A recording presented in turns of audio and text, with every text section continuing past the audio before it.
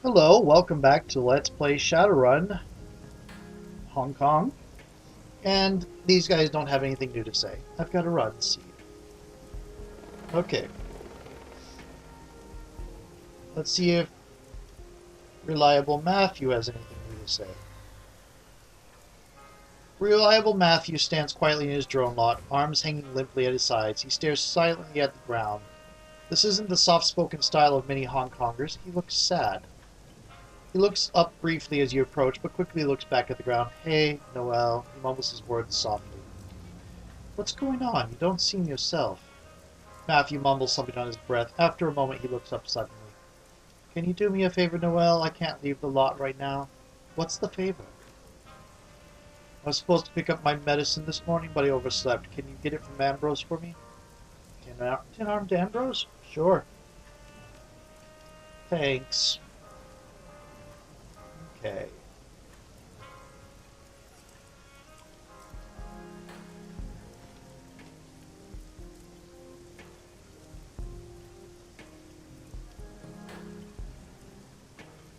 The music keeps mixing bits and pieces of the Shadowrun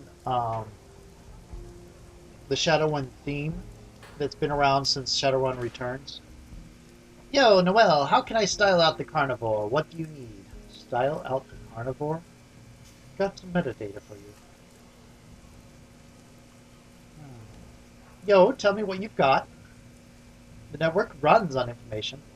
We wrecked the feng shui at Wujing Sky Tower. Subtly, but effectively. Subtle. Subtle is a big, whirly maelstrom of mana in the middle of the atrium. Huh? What? Law waves his finger around his ear as if to signal. Are you crazy? All that geomancy feng shui, ancient sorcerer stuff, it's a bunch of drivel. It's all... His voice rises in mockery. Ooh, we proactively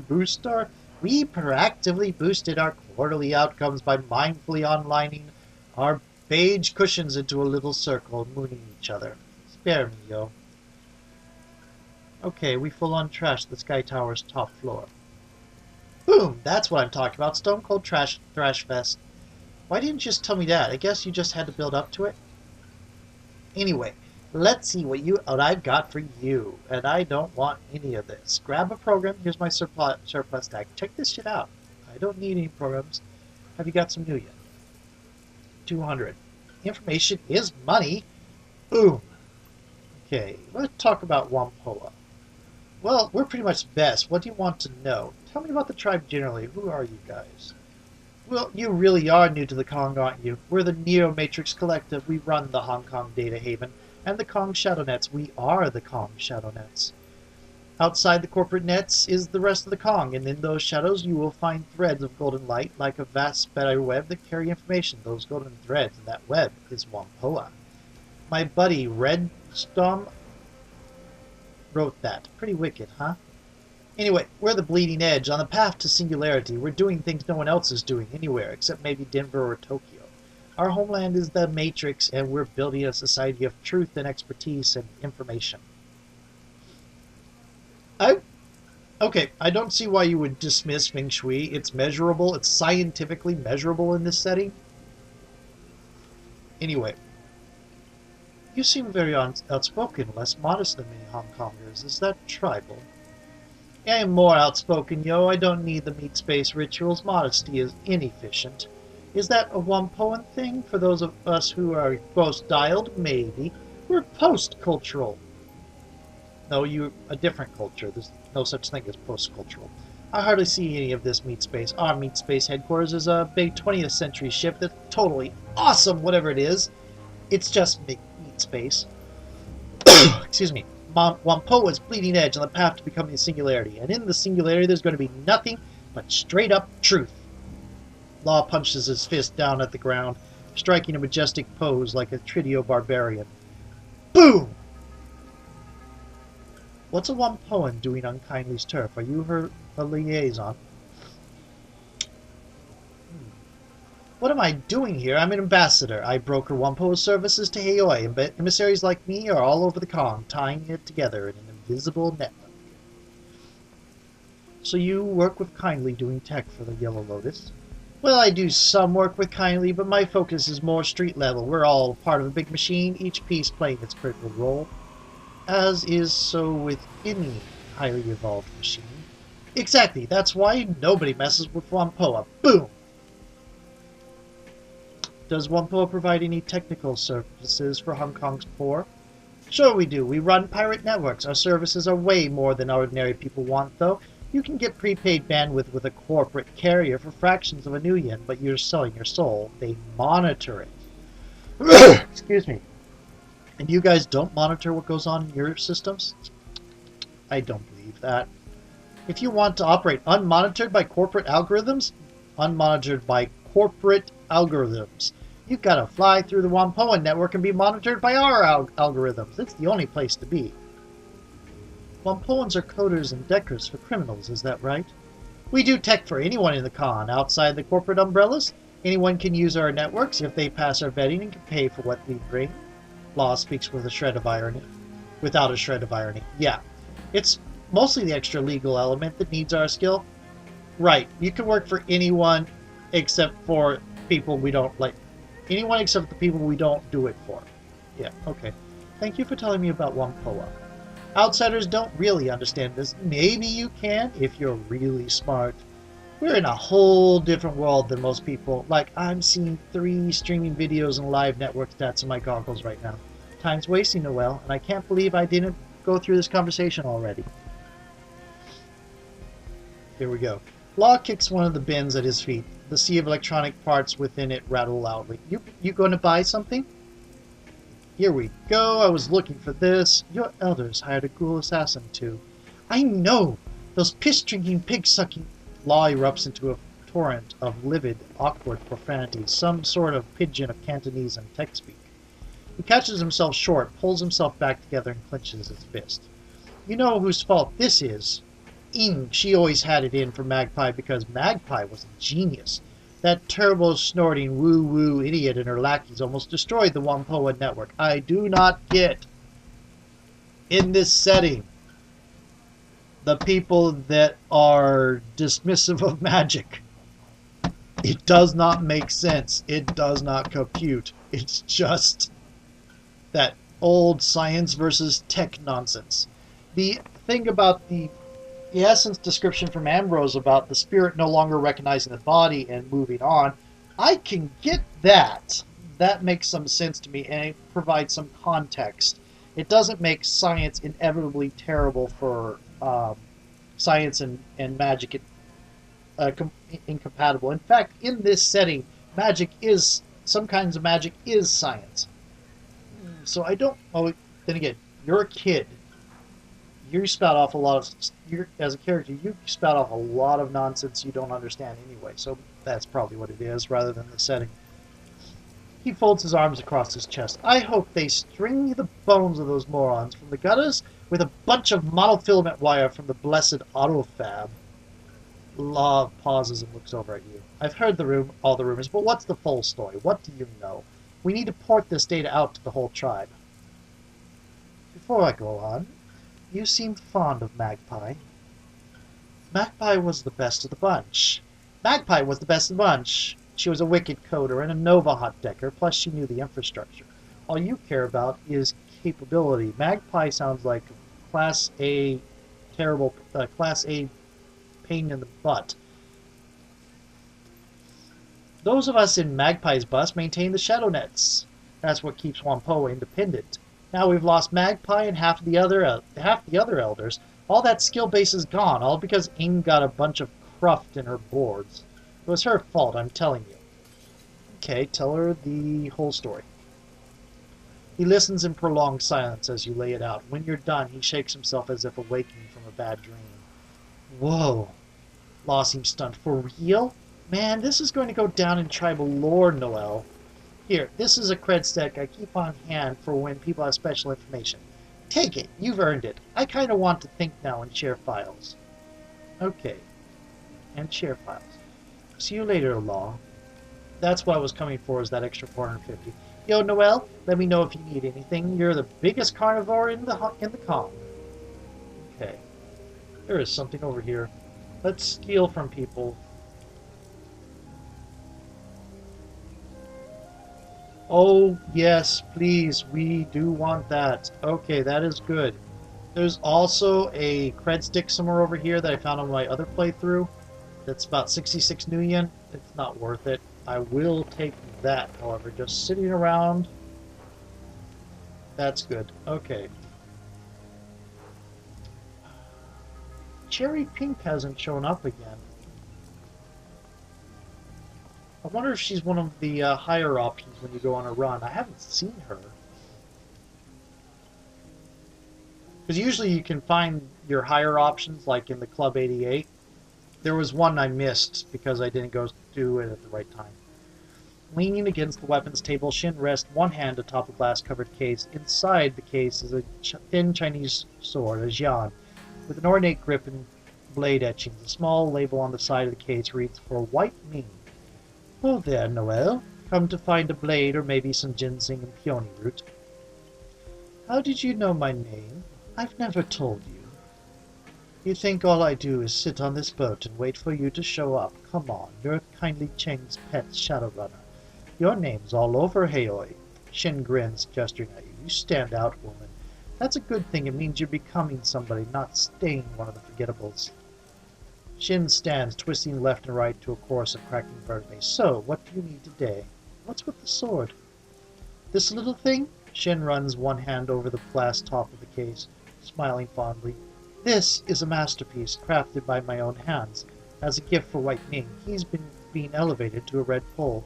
Over 120 centimeters in length. 120 centimeters in length, 3.5 centimeters width base, tapering to 2.75 before the tip, half a centimeter in thickness with a twinning dragon motif along the fuller, and it lights on fire when the appointed owner holds it."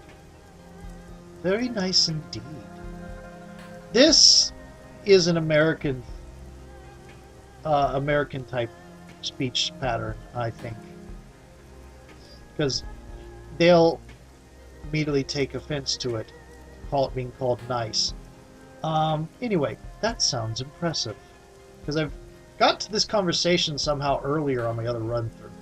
It's more than impressive. It's a damned masterpiece. Oh, you take offense either way. Got it. Is what it is. Shin's annoyance is a jagged edge across the statement. "You think it's easy to make a sword like this? Hell no. Took me 4 damn months. Few red poles in any triad can claim a weapon as fine as this, and none of them are masters of Wu-Dang sword like Wing Ming. His skills at the Jian are peerless in Hong Kong, and any who face him in combat will know when he draws his sword that they have no chance against him. Nice indeed." What goes into making a sword like this? Time, patience, good steel stock, to be certain, a fair amount of alchemical materials like orichalcum, crystals, etc. The real key is human bone.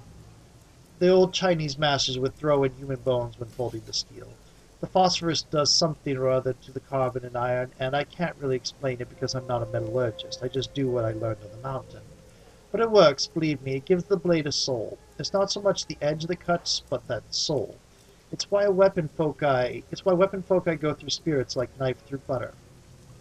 Talk to you later. You know, I might be in the market for getting new armor.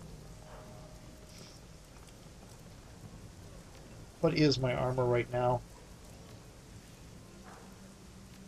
Yeah, that's probably obsolete. Let's see what I can get at with Ermine. If I can't, I'll have to do it next time. Freddy looks sullen at the club's front entrance, and sullen on the young troll takes the form of careless indifference for the force he uses to pat down and propel the patrons entering the place. "Welcome to Club 88. No killing, no fighting, no sex trade."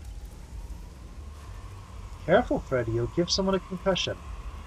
Or a broken rib, or a dislocated shoulder. Fuck it. What does it matter? Things might be better if I drove everyone off and shut down this place. Can't be forced to stay a bouncer if there are no bums to bounce, right? It might just force the rest of them to take a hard look in the mirror. My mom could stop worrying about bills and inventories and all that crap, and Colin could finally get out of here and and save his own skin, and my Ba could go back to doing what he was born to do and change his mind about me doing it too. Your father found out about your plans. Yeah, he heard me talking to someone about how I might link up with the Hell Thunder crew. He got real mad, dragged me aside like he was trying to pull my damn arm off. Thought we might come to blows. It would be the first time since I was a kid, and I could probably kill him now if I'm not careful. But he just wanted to yell at me. So much the better for his health. He told me I was living in a fantasy land. He told me I wasn't cut for life I was looking to lead. He said it would get me killed. Pop. Worst part, he asked me why I can't just be more like my brother. Just goes to show how little he knows about us. Callum isn't even cut out for the cozy life we have here in the club. What's the deal with Callum? What? You haven't figured it out? You've talked with him, right? He doesn't belong here any more than I do, but for different reasons. Callum's not hard enough to survive in a place like this. If this city doesn't kill him one night, him drinking away his worries probably will before long. Funny thing is, I thought that once I got out and made my fortune, I could set Callum up someplace nice. But that's not going to happen now, thanks to my Ba. He'd rather see us both waste away here. I'll leave you here. I'll leave you be. You're a bit younger than you seem, aren't you? There's no Shadowrun here this time. Looks like we've gone through them all. Henry Ka Fei paces a rut into the worn floor of Club 88. He wings his hands, looking every bit like one trying to desperately hold on to something but failing with every attempt. He is oblivious to everything around him. Henry, you still with us? Huh? What? Oh, sorry, didn't see you there. I was just thinking. What about? Lots of things, the past, the here and now, what is and what might have been. I think about how many sailors drown every year and how I never once came close. I think about how it might have been Ermine. Might have been for Ermine if I had. Lots of things have been preying on my mind lately. Last time you mentioned an incident. Care to speak about it? Truth is, I've wanted to talk about it, needed to talk about it for a long time. I was first mate by then, a big rescue and salvage tug. We were steaming out into the Pacific down towards Saipan. Big container ship had lost power and was drifting. When we were 2 days out from Hong Kong, we picked up a distress call. Our captain told us to ignore it, quoted some Wu Jing corporate gibberish, and ordered our rigger to change course to avoid it. Truth is, we all knew why.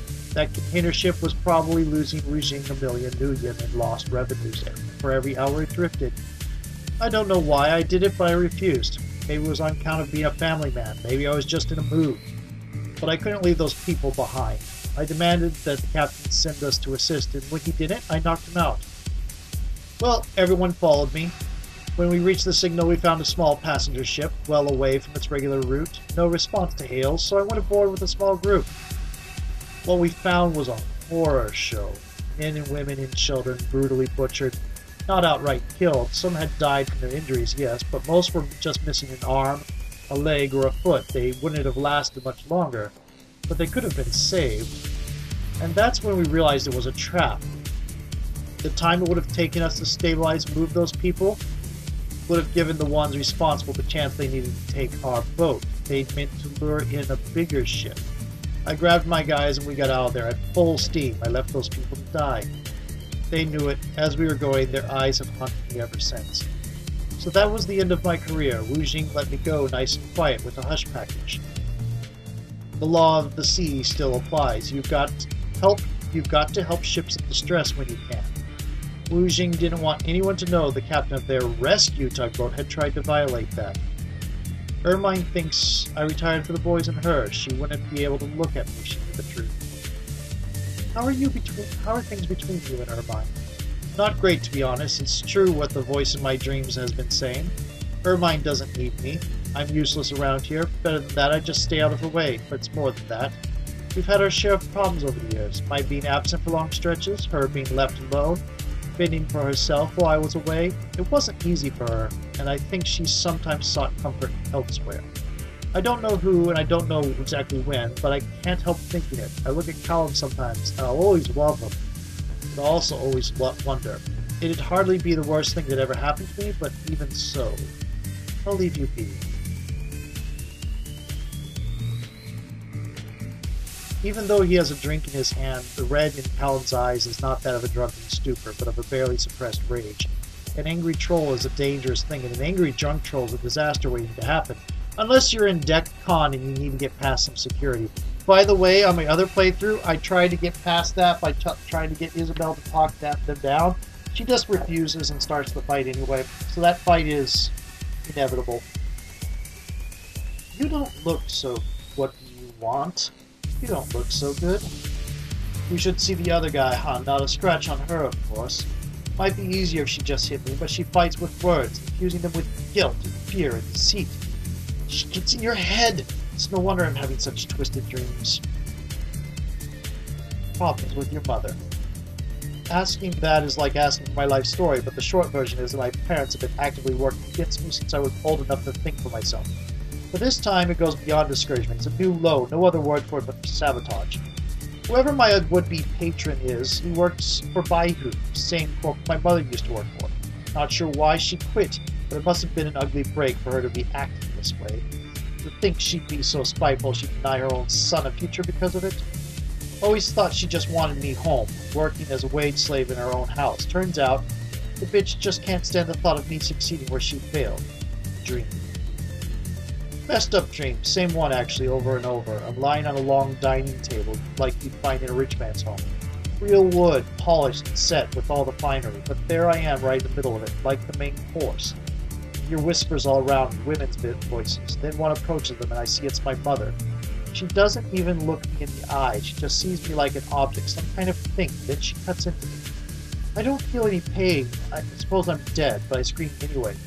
I scream because of the look on her face when she starts to eat the hunk of me she carved off. Her teeth are terrifying. Then another woman approaches, and it's my mother again. They all are. They all start devouring me, bit by bit, until there's nothing left. I'll leave you be.